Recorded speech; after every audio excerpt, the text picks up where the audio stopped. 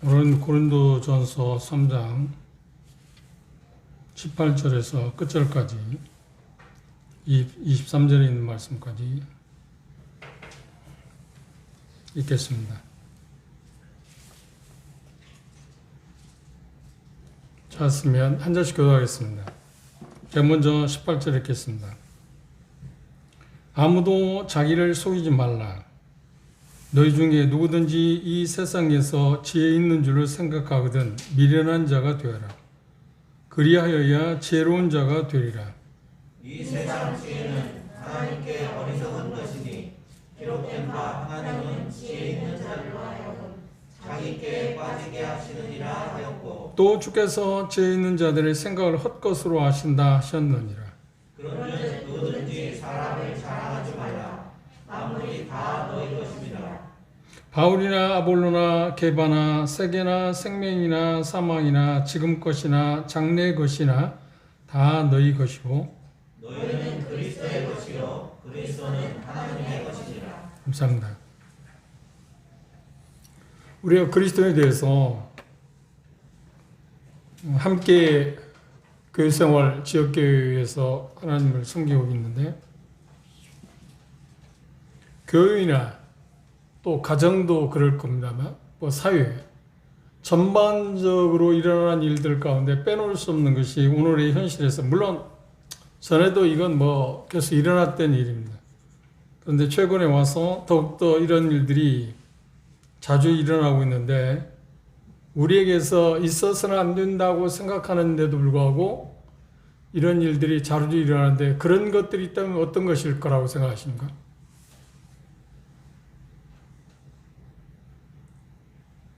이 본문은 분쟁의 원인에 대해서 이야기하고 있습니다.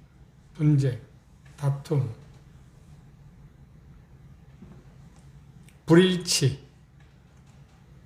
그래서 4장 1절 이하에서 성령 하나 되신 거 하나 두게 한 것을 힘써 지키라고 하나님 말씀하시는데 우리는 그 일치를 가져오는데 생각보다 저조합니다. 그리고 생각보다 어려운 문제이기도 합니다. 그리고 우리들의 그 모임을 돌아봐도 역사적으로 그렇기도 합니다만 그래서 외부의 사람들이 형제들을 바라볼 때 19세기에 일어났던 형제들이 좋은 장점들이 많은데 비난받는 이유 가운데 하나가 뭐냐고 하면 저들은 왜 자꾸 싸우면서 나눠지는가? 분쟁이 일어났다는 겁니다. 분쟁으로 말미암아서 나눠지는 거 아닌가요? 일치해야 하는데 일치하지 못하는 거예요. 그런데 당사자들은 그때마다 뭐라고 하면 진리 때문이라고 이야기를 합니다. 그게 참 이상한 일입니다. 그래서 정말 진리 때문에 나누어진다고 하면 진리가 문제가 있기 때문에 나누어진다면 얼마나 좋겠습니까? 그런데 진리 차원보다는 어떤 분별 차이, 견해 차이 때문에 그런 어떤 분쟁의 소지가 있고 그것 때문에 주변 사람들에게 핀잔을 받고 판단을 받는 참 마음 아픈 일들이 우리에 일어나고 있습니다. 그런데 우리들에게도 마찬가지입니다. 우리들에게도. 그런 어떤 나눔이 없다고 해도 우리들 가운데도 역시 분쟁, 불일치가 존재하고 있지 않나요? 이 병폐를 어떻게 해결할 수 있을까 하는 게 과제이기도 합니다. 그런데 생각보다 이 문제를 해결하는 것은 쉽지 않습니다. 특별히 우리가 본 것처럼 고린도 교회의 가장 큰 문제점이 뭔가요? 당파가 있었다는 겁니다. 나는 바울에게, 나는 아볼로에게, 나는 게바에게, 나는 그리스도에게. 그래서 당파를 조성해서 분쟁이 일어났습니다. 일치를 가져와야 할 텐데 분쟁이 일어났습니다. 이 분쟁처럼 교회에 복음을 가져오는 데, 진보를 가져오는 데서 가장 큰 피해를 주는 것도 없습니다. 분쟁. 우리가 주님께서 우리에게 말씀하신 것은 너희가 서로 사랑함으로 너희가 내 제자인 걸 알게 할 거라고 그러는데 그 사랑의 결여로 인해서 나타나는 현상이 뭐냐면 분쟁, 부정적인 쪽에서 우리가 자라면 일치를 가져오지 못하지 않나요? 일치를 가져온다는 것은 참 중요한 일입니다. 예, 말씀드린 것처럼 가정도 그렇고 어떤 그룹이나 국가도 마찬가지입니다. 일치하지 못하면 분쟁이 있으면 망할 수밖에 없습니다. 그렇지 않아요? 조심스러운 이야기인데 우리나라의 그 현재 정치판을 한번 내다보십시오.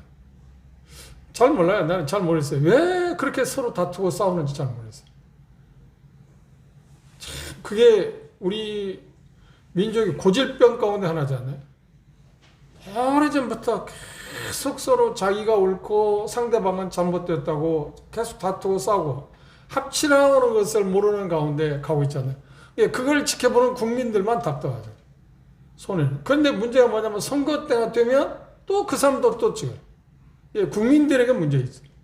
좀 그런 사람들을 좀 투표장에 가서 배제하면 그렇잖아요. 자꾸 자기 뭐 당쟁을 일삼거나 하는 것들에 대해 좀 배제하면 좋을 텐데 그게 잘 안 되잖아요.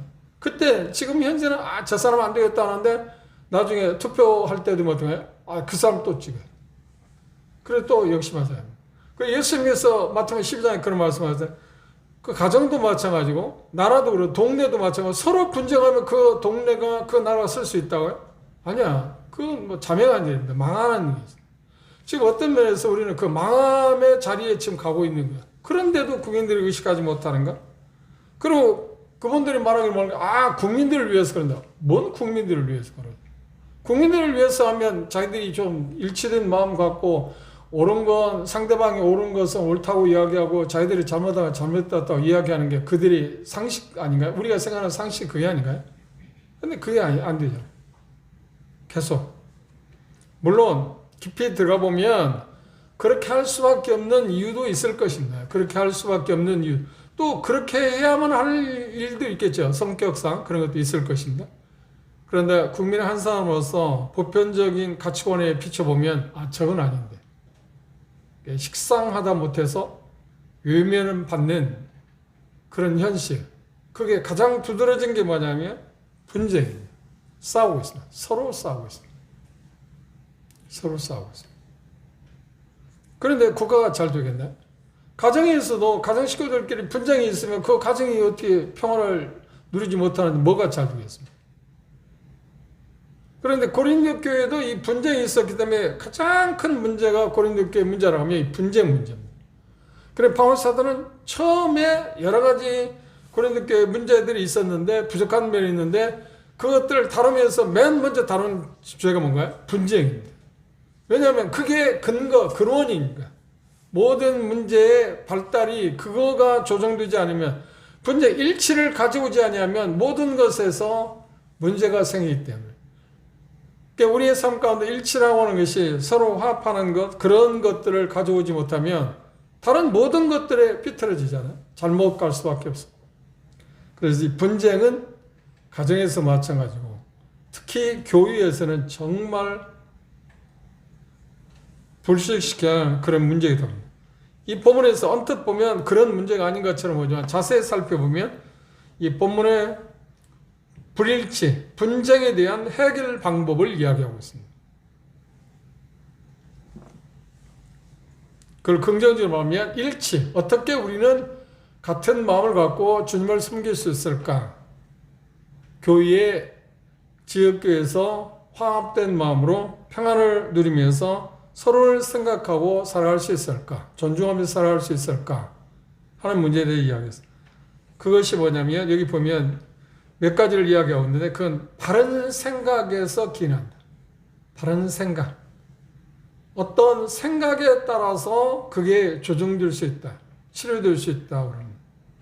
18절에서 20절 말씀을 다시 보시면 이렇게 18절 보시면 아무도 자기를 속이지 말라.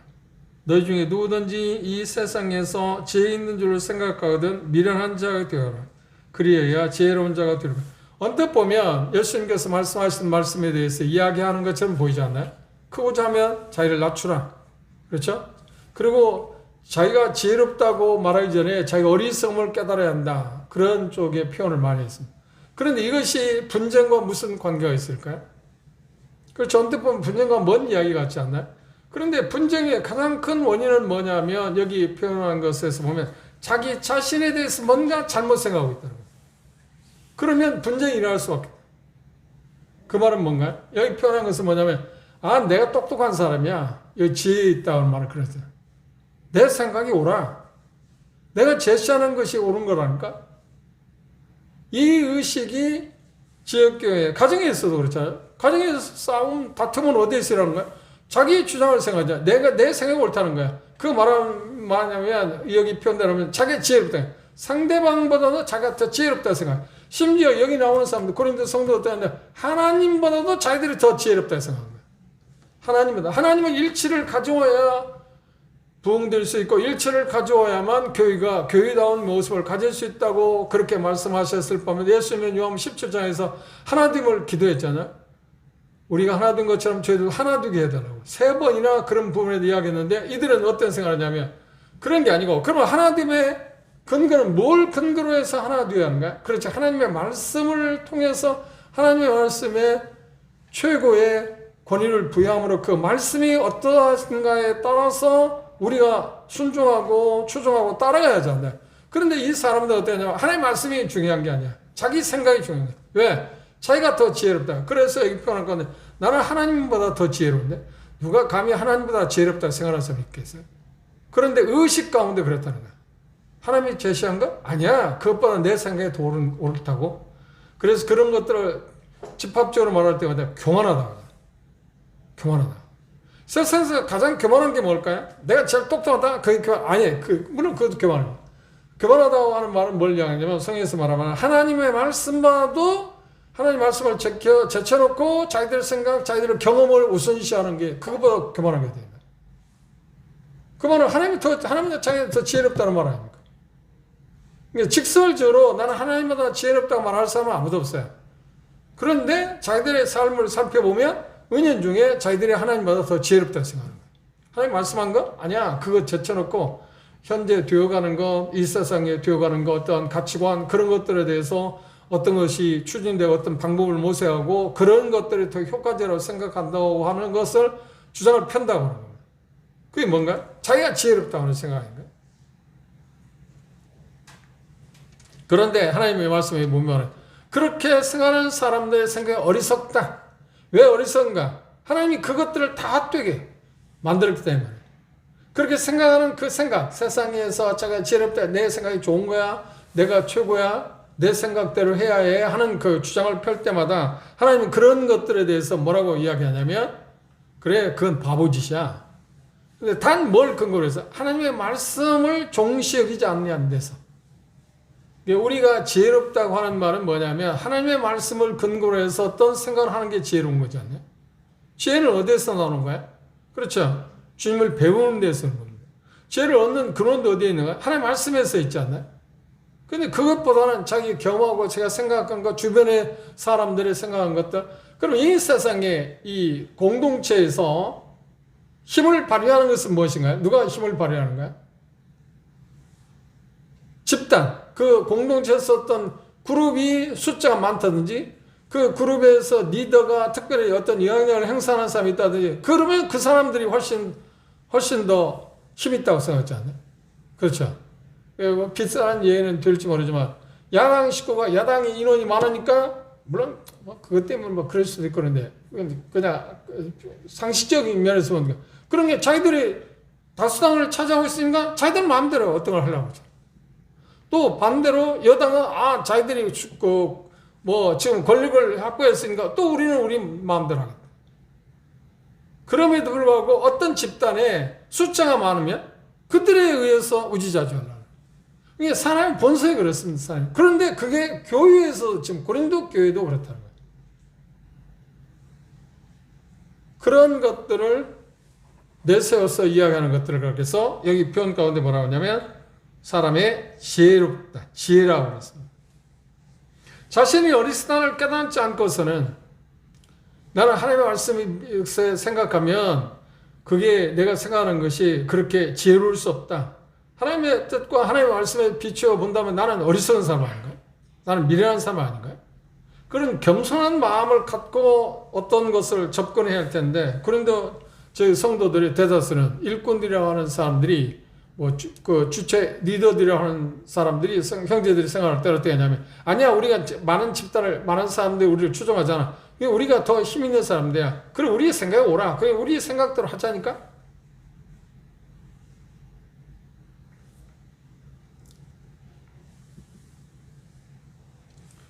그리고 여기 말씀에서 우리가 조심스러운 인간의 지혜는 하나님의 일이나 하나님의 뜻을 이해하는 일에 있어서 현명한가요? 아니요, 전혀 그렇지 않습니다.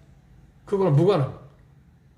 여전히 하나님의 뜻이나 하나님의 말씀은 성령의 조명을 통해서 우리가 알 수 있는 거지, 우리가 어떤 세상에 갖고 있는 그 어떤 것에 의해서 좌우되는 건 아니잖아요. 그게 전부는 아닙니다만, 이 세상은 성경과 관련해서도 뭐 어떤 생각을 갖고 있다. 많은 사람들의 의식 가운데 그게 전부는 아닙니다. 그런데 일부에서는 그런 쪽에 학위가 있으면 그 사람이 훨씬 더 잘하는 사람일까요? 박사학위 있으면 성경을 더 잘하는가요? 그런가요? 그건 세상 그렇잖아. 세상 그렇게 하고 있어. 그래야 그리고 그들에게만 어떤 권한이 부여된다고 생각해. 안 그래? 어떤 경우에는 그럴 때가 있어야 할 겁니다. 왜? 전문 지식을 갖고 있으니까. 그렇죠? 그런데 시세는 세상의 흐름은 뭐냐면 그런 사람들이 그런 것이 있어야만, 그러니까 일종의 자격증이 있어야만 어떤 것이 힘을 실을 수 있다. 그래서 내가 이런 자격이 있잖아? 그런 게 내 생각이 옳다니까? 그렇게 내 말을 들어. 그런 것들을 총칭해서 뭐라고 하냐면 여기 말하는데 사람의 지혜라고 해요.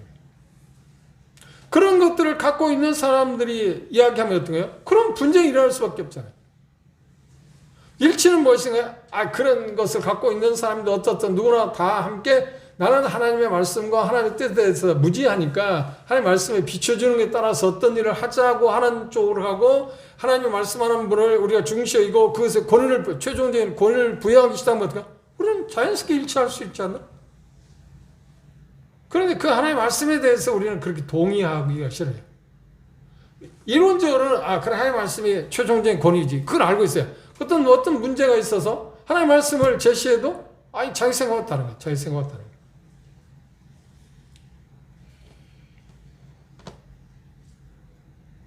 이렇게 상담을 해보면 자기들은 나름대로 답을 갖고 와 있어. 답을 갖고 와요. 그럼 답을 갖고 왔는데 뭐들을 상담을 해? 그리고 상담할 때 답을 갖고 올 때 그렇게 표현해. 내가 지금 질문한 것에 대해 답을 갖고 있습니다. 그러면 나에게 만약에 상담하면 뭐냐? 자기가 갖고 난 답을 맞다고 하기를 바라서 온 거죠. 이야기들. 그럼 맞다고 할 수 있는 것만 모르지만 하나님의 말씀에 비춰서 분별력에 의해서 그거 아니라고 하면 어떻게 해? 아니라고 말해야잖아요. 그럼 그걸 받아들여 안 받아들이는 거야?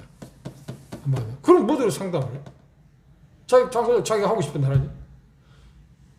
그리고 나름의 어떤 생각을 하냐면 내가 지금 생각하고 있는 것이 옳다 생각해요. 그게 지금 여기서 말하는 사람이죠. 그런 사람들이 고린도 교회에 있으니까 어떻게?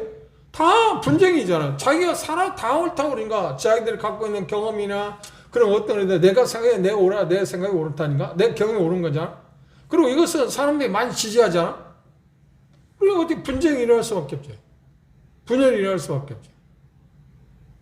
그래서 제일 중요한 건 자기 자신에 대한 바른 생각을 가져야 돼요. 자기 자신에 대한 바른 생각은 뭔가요? 그렇지. 내 생각을 내세울 게 아니다.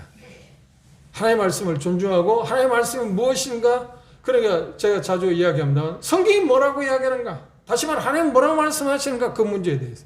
그것에 대해서 우리가 통일된 마음을 갖는다면 일체 가져올 수 있지 않나?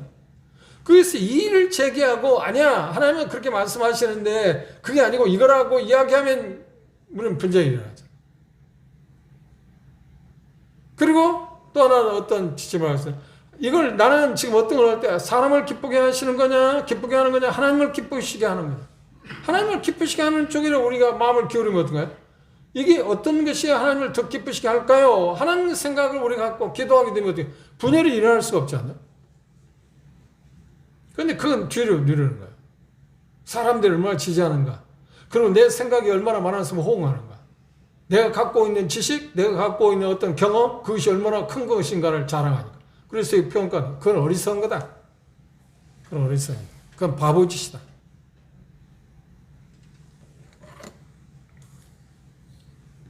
그래서 어떤 일들이 발생할 때 성경은 이 일에 대해서 뭐라고 말하는가 하는 것은 항상 생각. 왜냐하면 하나님의 말씀이 최종적인 권위니까. 누가 뭐라고든 필요 없습니다. 제가 그런 이야기 했잖아요. 하나님이 지지하는 단 한 사람이 하나님이 지지를 받지 못한 수천만의 사람마도 그게 다수라고 했잖아요. 그게 다수라니까. 하나님의 지지를 받는 사람이 다수예요. 그런데 그게 세상에서 통해? 아니야. 교회에서도 안 통해. 하나님 말씀이라고 하는데도 안 해요. 참 신기한 거예요. 그리고 우리가 어떤 문제에 봉착하면요, 리더들도 어떤 문제에 봉착하면 딱 한 가지밖에 못 봐요. 하나밖에 못 봐. 하나밖에 못 본다는 문제. 자기 생각하는 것밖에 그 이상 다른 거 보지 못. 그래서 그런 사람들에게 있어서 어떤 조언도 먹혀지잖아요. 잘 안 들어요. 지혜로운 사람은 무엇인가요?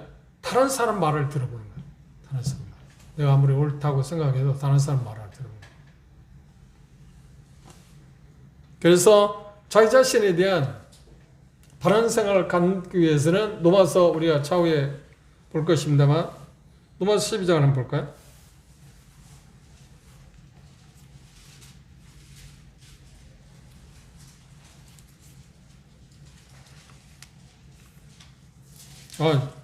로마서 12장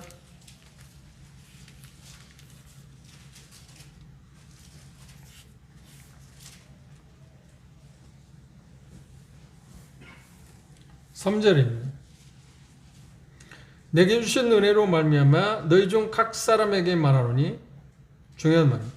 마땅히 생각할 그 이상의 생각을 품지 말고 오직 하나님께서 각 사람에게 나눠주신 믿음의 분량대로 지혜롭게 생각하라. 믿음의 분량. 자기 자신의 내가 할 수 있는 분량이 이거다. 이걸 안 해요. 쉬운 말로 분수로 한다는 것이 참 생각보다 쉽지 않았습니다. 우리 인간관계에서 종종 어른들이 그런 얘기 하잖아요. 자기가 어떤 것에 주제에 넘게 어떤 해도 저 사람 분수도 몰라. 그렇죠?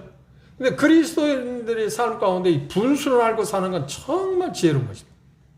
근데 여기 지금 이야기하는 가운데 자기 자신에 대해서 바른 이해를 갖는 건 분수를 지켰네. 분수를 한다는 거야. 나는 이 정도야.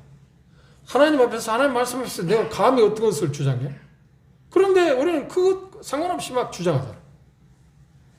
그럼 불일치가 올 수밖에 없잖아요. 분쟁이 있을 수밖에 없잖아요. 아랍 사람들이 만드는 그 속담에 이런 속담이 있답니다. 알지 못하면서 알지 못하는 것도, 못한다고 하는 것도 모르는 자는 뭐예요? 그 사람이 바로 바보다. 알지 못하면서 알지 못한다고 하는 것을 모르는 사람, 그건 바보다. 그런 사람 만나거든 어떻게? 피해라. 그 사람 접근하지 마라. 거기서 배울 것이 없으니까. 그에게 어떤 것을 말해도 의미가 없으니까. 반대로 알지 못하면서 알지 못한다고 하는 것을 아는 자는 단순하다. 그래서 그를 가르치라. 아랍 속담에 그런 말이 있어요. 희망이 있잖아요. 알지 못하는데 나는 알지 못합니다. 그러니까 자기에 대한 바른 생각은 바로 그런 것들. 나는 이 정도밖에 안 됩니다. 나는 이건 이런데요. 그렇죠? 그래야 하나님의 말씀을 우리가 받을 준비가 되어 있잖아요. 근데 교회에 어떤 분쟁이 일어나는 거 보면 다 똑똑하죠. 다 똑똑해. 다 한마디씩. 다. 자기 생각이 옳다고 이야기하는 거예요. 그래 여기 지금 본문에 이야기하는 것은 그겁니다. 자기들 지혜롭게 말한다는 게 그겁니다. 나도 똑똑한 사람이다. 나도 똑똑한 사람이다. 나도 똑똑한. 다 똑똑하다는 어떻게 그 사람들이 불일치를 가지고 있습니다. 분쟁이 일어날 수밖에 없잖아요. 자기 자신에 대해서 바른 생각 갖는 건 참 중요한 일이에요. 그리고 어떤 경우에는 그게 필요하잖아요. 자기 자신 분수를 안다고 하면 어떤 부분에서 내가 그런 어떤 문제에 대해서 전혀 말할 수 있는 형편이 안 되면 돼. 나는 그 문제에서 할 말이 없습니다. 말해야죠. 그게 자기 분수를 하는 거예요. 그런데도 그런 상태에 빠진 사람이, 그리고 전체적인 면에서 어떤 이야기를 할 수 있는 입장도 안 되는 사람이 자기가 뭐라고 막 이야기해요. 그게 지금 여기에서 하는 뭐예요? 지혜라고 해요. 자기 지혜라고 해요. 자기 똑똑하다고 생각하죠. 근데 항상 보면 그렇지는 않습니다만 대개 보면 제가 이렇게 삶을 살아서 보면 어떤 분야를 이렇게 하는 사람의 특징이 있어요. 그게 뭐냐면 그 문제에 대해서 말할 수 있는 입장에 있는 사람 같으면 모르는데 그 입장이 되지도 못하는 사람들이 항상 문제를 일으키잖아요. 무슨 말 이해하셨어요? 그게 문제예요. 지금 교회에 있어도. 가정에서 그렇잖아요. 자기가 해야 할 일들을 그래도 좀 담담히 하고 100% 하고 하지 않은 사람이 몇이나 있겠어요. 그래도 최선을 다해서 하려고 하는 그런 자세를 취하고 있는 사람이라고 하면 대개는 어떤 그런 문제가 오면 나는 그 문제에 대해서 이야기할 게 없는데 그런 자세를 취하자. 그런데 그런 입장도 안 되는 사람이 항상 뭐라고 하냐, 내가 말하는 게 훨씬 더 똑똑하다고. 생각보다 주님을 섬기면서 자기 자신에 대해서 바른 견해를 갖는 게 생각보다 쉬운 게 아닙니다. 그런데 그것보다 큰 지혜가 없습니다. 그렇죠? 그러면 그때 그런 지혜를 갖기 위해서 그런가? 내가 이야기하고 다른 사람이 이야기하는데 하나님은 뭐라고 말씀하시는가에 대해서 귀담아 드려요. 그게 우리에게 최종적인 권위, 하나님의 말씀이 최종적인 권위 아닌가? 항상 그걸 생활해야 하는 게 필요해. 저렇게 말하는데 하나님이 저기에 대해서 뭐라고 할까? 저렇게 행동하는데 나는 그것에 대해서 이렇게 말하고 싶은데 그것에 대해서 하나님이 뭐라고 말씀하시지? 그런 것이 답을 갖고 있지 않으면 침묵하는 게 지혜 아닌가? 그렇죠? 하나님의 말씀에 대한 어떤 것을 갖고 있지만 다 침묵하는 게 지혜 아니야?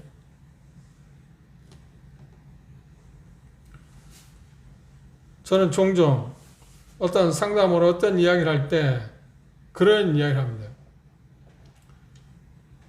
자매가, 형제가 지금 말하는 것에 대해서 하나님의 말씀에 대해서 하나님의 말씀을 통해서 분명히 말할 수 없으면 그냥 조용히 있으라고.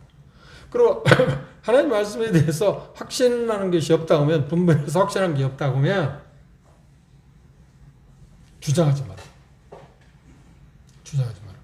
그 확신이 없어요. 내가 어떤 것을 주장하는데 성경 근거 뭐냐고 하면 그것에 대해 말할 수 있는 게 있어야죠. 그러니까 그런 것이 없을 경우 어떻게 해? 그냥 가만히 있어야 해. 그럴 경우. 그게 지혜잖아요. 두 번째, 고린도 교회 성도들이 자기들 자신들에 대해 바른 지혜를, 이해를, 바른 생각을 갖지 않았습니다. 또 하나 이 말씀 가운데서 두 번째 문제가 고린도 교회는 우리 1장에서 본 것처럼 뭔가요? 여기 표현 가운데 그렇게 이야기했습니다. 자, 보십시오.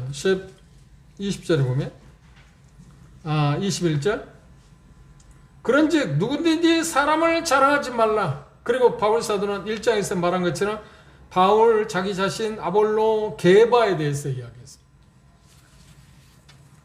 다른 사람에 대한 바른 시각이 필요하다는 거예요. 특별히 이것은 교회 인도자들에 대한 문제입니다. 인도자들을 보는 시각이 바른 시각이 있어야만. 그런데 교회는 뭐 때문에 분쟁이 생겼죠? 분파가 당파가 생겼죠? 사람 중심, 바울 중심, 아볼로 중심, 그 다음 게바 중심, 심지어 그리스도 중심이라고. 그런데 그리스도 중심이라는 게 그리스도만을 생각하는 게 아니라 다른 사람은 안 필요 없다. 그러니까 하나님께서 그 사용하는 그 도구들이 필요 없고 오직 그리스도만이라고 하는 생각을 갖는 사람이 그리스도 중심이다. 어쨌든 당연히 경건하지 않나요? 그런데 예수님은 어떻게 했어요? 사람을 통해서 일하시잖아요. 바울이나 아볼로나 게바를 통해서 일하시지. 주님께서 스스로 나타나서 다 하시는 거 아니에요. 그들을 통해서 하시니까. 그들을 무시한다고는 사람들을 예수님께서 사용하는 그 사람들을 무시한다고 하는 말은 누구를 무시한다는 거예요? 주님을 무시한다는 거예요. 그런 사람들이 심지어 있었다는 거예요. 그런데 그예요. 이유가 뭐예요? 사람 중심이었어. 사람 중심. 다른 사람들에서 물론 여기서 우리가 조심스럽게 접근할 게 있어요. 그들이 하나님 말씀, 인도자들이 하나님 말씀에 대해 정확히 알고 바른 진리를 가르칠 때 어떻게 하는 거야? 그리고 순종하고 존경해야 하잖아요. 그들을, 그런데 중요한 게 뭐냐? 고린도 교회는 존경하는 정도가 아니라 숭상했다는 거예요. 대단한 사람을 생각했다는 거예요. 그들 똑같은 우리와 같은 사람인데, 연약한 사람인데, 단지 하나님께서 그들의 은사를 주셔서 사용하는 도구에 불과한 사실을 갖지 않았다는 거예요. 그렇죠? 그리고 마땅히 그분들이 사용하는 사역을 통해서 우리가 혜택을 받은 것에 대해서 감사하고 그것 때문에 하나님 감사할 뿐만 아니라 그들 존경하고 순종하고 따르고 하는 것이 그 정도 선이야지 그 이상으로 생각하는 마음을 가져서는 안 돼요. 바울사는 여기에서 그렇게 분명하게 세 사람, 자기 자신까지 포함해서 그렇게 지금 이야기를 하고 있습니다. 그래서 우리 참 조심해야 할 게 이런 부분입니다. 사람을 너무 중시 여기지 마라. 그러면서 바울 사도는 자기 자신의 아볼로나 게바에 대해서 해서 그래서 그들을 특별히 높이거나 숭상해서는 숭배 대상으로 대해서는 그 말은 뭔 말이냐면 전에 좀 일리 있는 이야기입니다. 어떤 목사님이 그 교회에서 일하고 계시는데 수많은 사람들이 그 목사님 메시지 때문에 모이기 시작했습니다. 그런데 브라질에 선교했던 김성준 형제 아시잖아요. 그 형제님이 그 교회 초청을 받았습니다. 초청을 받아서 뼈 있는 이야기를 했어요. 무슨 이야기를 했냐면 이 교회는 자기가 볼 때 주님을 따르는 교회가 아니라 목사님을 따르는 교회라고. 그 목사님 때문에 사람들이 움직이는 거예요. 주님 때문에 움직이는 게 아니라. 그러면 그 교회에서 그분을 김성진 형제를 또 초청할까요, 안 할까요? 절대 초청하지 않겠지. 그런데 그 뼈 있는 이야기가 있어요. 사람을 따라다니는 게 아니다. 존경하고 우리가 사랑하고 계속 기도를 해야겠지만 그 사람 때문에 따라다니는 것은 주님이 원하는 게 아니잖아요. 그런데 지금 고린도 교회는 어떻게 하냐면 나는 바울만 따라다닌다. 존중한다. 아볼로는 아니야. 또 아볼로를 따르는 사람은 나는 바울도 아니야. 그럼 게바를 따르는 사람은 바울도 아볼로도 아니야. 우리는 나는 오직 베드로만 존중한다니까, 따른다니까. 그래 성도들이 어떤 인도자들 중심으로 모이기 시작합니다.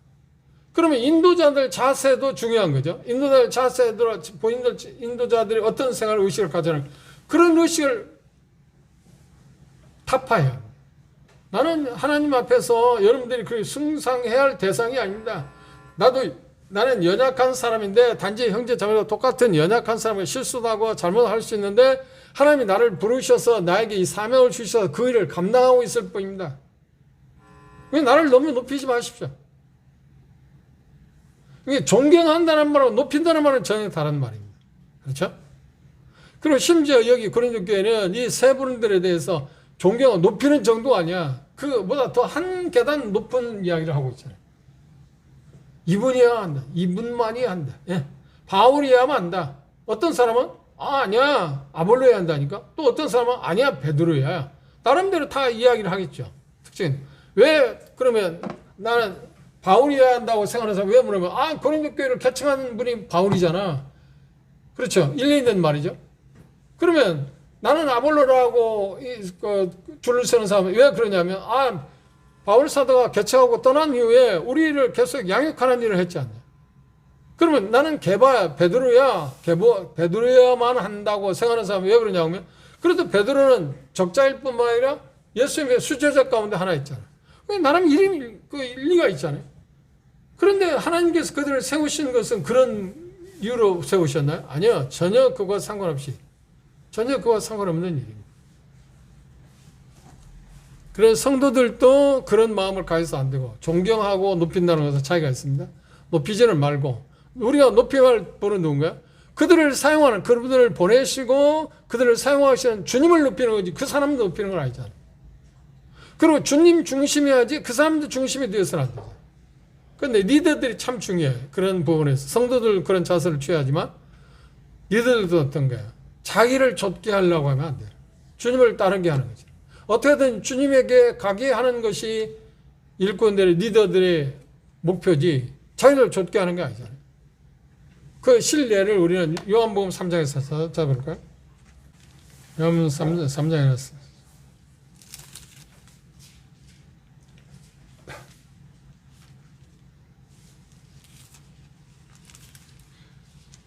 요한복음 3장 침례 요한에 대해서 좀 이야기하고 있습니다. 26절을 보시면 요한 3장 26절 저희가 요한에게 와서 가로되 침례 요한입니다. 납비어 선생님과 함께 요단강 저편에 있는 자 곧 선생님이 증거하시던 자가 세를 주며 사람들이 다 그에로 가되 누가 지금 이야기하는 거야? 침례 요한의 제자들이 침례 요한을 따르던 수많은 사람들이 침례 요한이 예수님을 증거하니까 예수님으로 가기 시작했습니다. 그리고 자기를 침례 요한을 따르는 사람들이 이제 적어지기 시작했어요. 그럼 몇 사람 안 된 거야. 몇 사람 안 된 남아있는 제자들이 모두 예수님에게로 가니까 이거 너무 지금 문제가 있잖아요. 자기 선생에 대한 문제가 생겼잖아요. 그러니까 침례 요한은 뭐라고 했나요? 여기 표현 가운데서 요한이 대답하여 가로되 만일 하늘에서 주신 바 아니면 사람이 아무것도 받을 수 그렇게 하신 것이 하나님의 일이면 우리는 감사해야 해요. 그리고 침례 요한이 지금 침례 요한이 제자들 말한 것처럼 침례 요한이 이 세상의 목적 뭔가요? 예수 그리스도를 증거함으로 말미암아서 많은 사람이 예수 그리스도를 가게 예수를 믿게 하기 위한 것이 침례 요한이 이 세상의 목적 아닌가? 그 일을 하고 있는데 침례 요한의 제자들은 지금 부처질하고 있는 거예요. 시심을 촉발시키는 거예요. 경쟁시키고 있는 거예요. 그때 요한은 뭐라고? 아니야. 그런 게 일어났다면 하나님이 주신 거야. 그리고 더 이어서 뭐라는 거야? 나의 말한 바 나는 그리스도 아니요 그의 앞에 보내심을 받은 자라고 한 것을 증거할 자는 너희다. 너희들도 똑같이 내가 증거한 것처럼 내 제자라면 내가 한 것들 너희들도 해야지. 그렇죠? 그리고 29절에 자기 신분에 대해서 자기의 위치에 대해서 분명히 신분을 취하는 자는 신랑이나 서서 신랑의 음성을 듣는 친구가 크게 기뻐하느니 나는 이러한 기쁨이 충만하였다. 그리고 30절 그는 흥해하였고 나는 망해. 침례원의 사역의 중심은 누구인가요? 자기를 쫓게 하는 거야? 아니지. 예수님입니다. 그러니까 예수님이 나타나기 전에 침례를 받기 위해서 요단계 침례를 받기 나타나기 전에 수많은 사람이 영적인 영웅이 아닌가? 시선이 자기에게 향하고 있어요. 그런데 자기가 자기의 침례 받으러 오신 예수님의 침례를 주고 그분을 증거했을 때 많은 사람들이 그분에게 향해. 그건 얼마나 좋은 일입니까? 그런데 침례하는 그걸 알았어요. 그러니까 일꾼들 자신들도 그 자세를 갖는 게 중요합니다. 근데 교회에서 분열이 일어나는 가운데 이유 가운데 여러 가지 있는데 그 중에 성도들이 일꾼들의 인도자들의 잘못 생각한대. 지금 이야기하는 거죠. 고린도 교회. 그것도 있고 또 하나는 뭐냐면 일꾼들이 스스로에 대해서 잘못 생각해서 오는 본문도 있습니다. 그게 뭐냐 은사의 차이를 인정하는 것입니다. 같은 일꾼이라도 인도자라도 은사가 다르지 않나요? 어쩔 수 없이 쏠림 현상이 있을 수도 있잖아요. 그런데 그것 때문에 시기할 수도 있어요. 그런데 바나바가 위대했던 건 뭐냐면 안디옥교에서 사역할 때 수많은 사람이 더해졌습니다. 그런데 자기는 교사 은사가 아니고 이제 선지자였습니다. 그런데 바울사 여기 성도들에게 필요한 게 자기 은사도 중요하지만 교사 은사를 가진 사람이 필요하다 생각한 게 사울이었잖아요. 그래서 사울을 찾으러 다소에 가서 찾아왔습니다. 그럴 때 바나바는 알았어요. 그가 지금 안디옥에 와서 사역하게 되면 쏠림이 자기에게서 어디로 향할 거라고요? 그래 바울에게 향할 걸 알았어요. 그런데도 그건 개의치 않았어요. 왜? 내가 아니었어라도 다른 사람을 통해서 교회가 성도들이 더 활력을 얻고 영적으로 성장할 수 있다면 그것 자체가 좋았더라고요. 이게 바나바의 마음 가운데 침례요한의 영적인 투명성을 갖고 있었어요. 나는 상관없다. 성도들 좋다고 말해요. 이게 위대한 사람 아닌가? 그 사람들이 정작 영웅 아닌가요? 그래서 바울 사도가 사울이 바울이 되기까지는 성경을 자세히 우리가 이미 사도행전 공부했습니다. 바나바의 역할이 엄청나게 필요했습니다. 성령께서 바나바를 통해서 역사의 무대에 등장시킨 게 사울 아닌가? 그거 우리에게 대단히 중요합니다. 세 번째,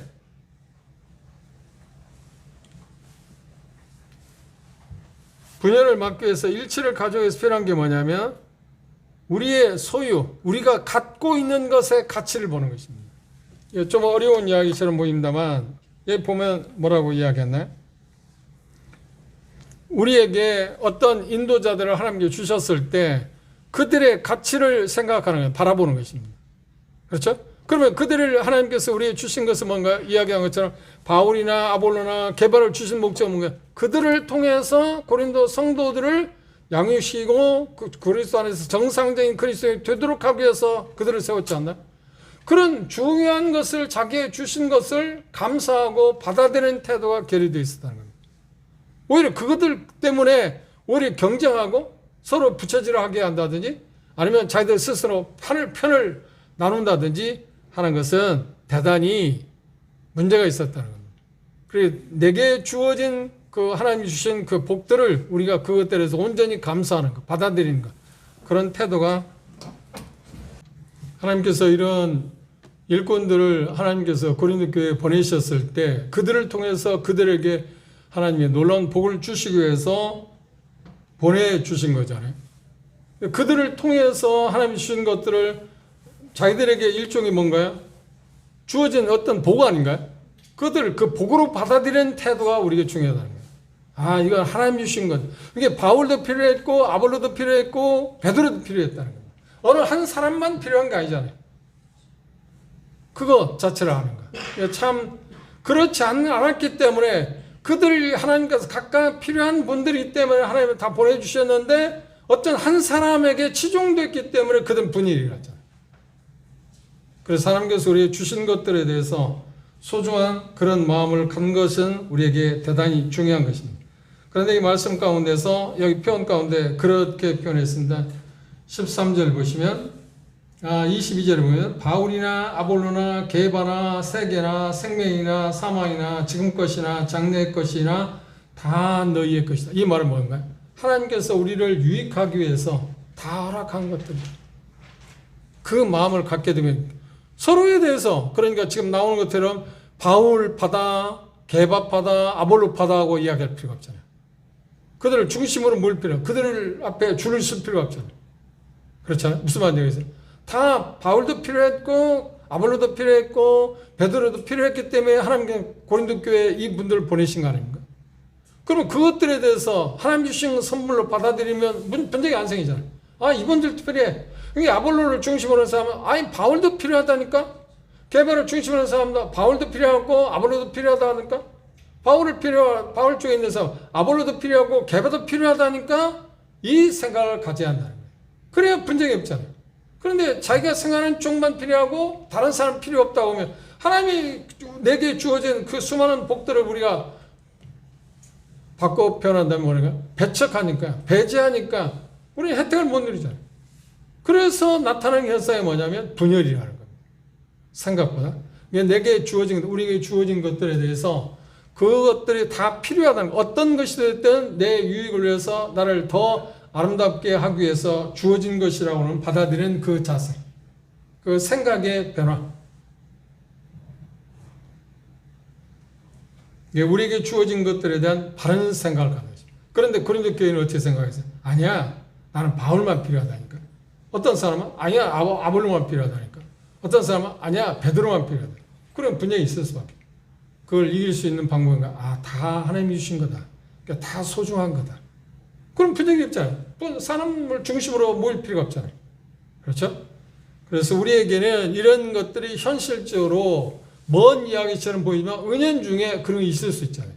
비중 자체는 크지 않을지 몰라도, 그렇죠? 하나님이 주신 것들에 대해서 이건 하나님이 주신 선물들이라고 받아들여요. 누가 됐든 어떤 것이든 여기 벌써 다양하게 이야기했습니다.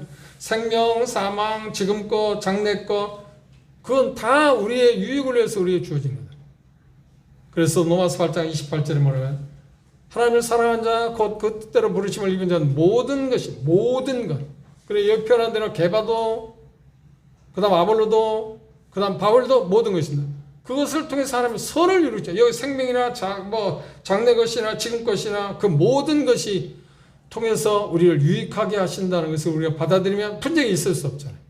분쟁을 이기는 방법이 그런 것입니다.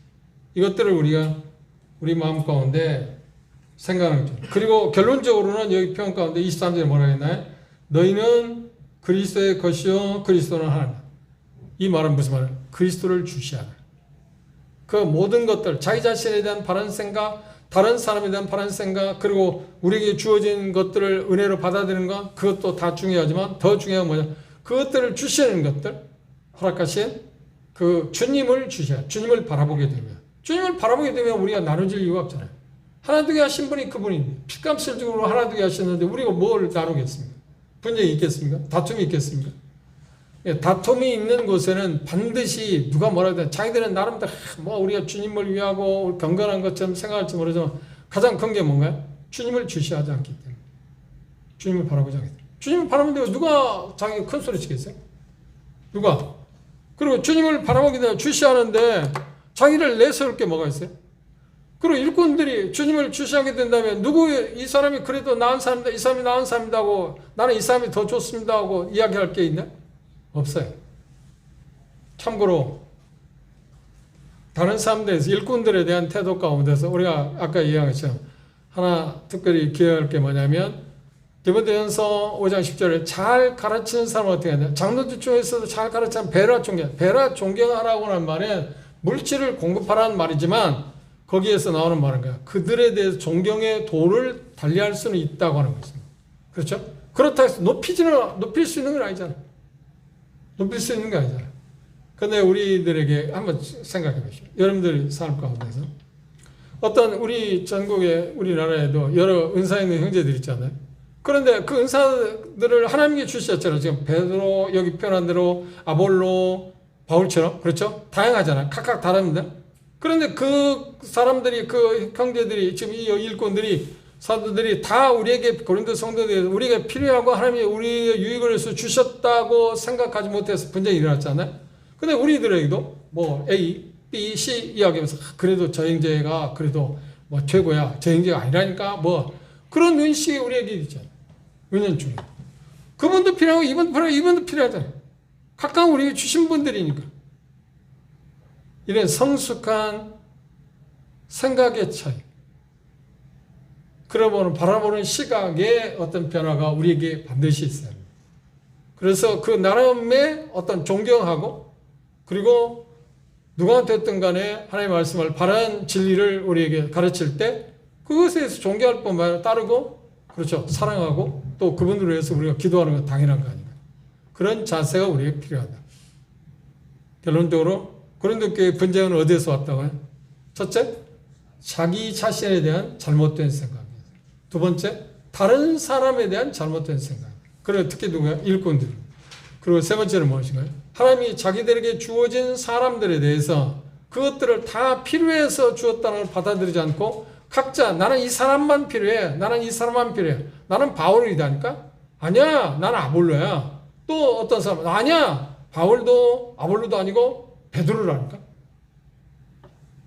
이렇게 분리해서 생각하는 데서 온 거다. 그리고 마지막 뭔가요?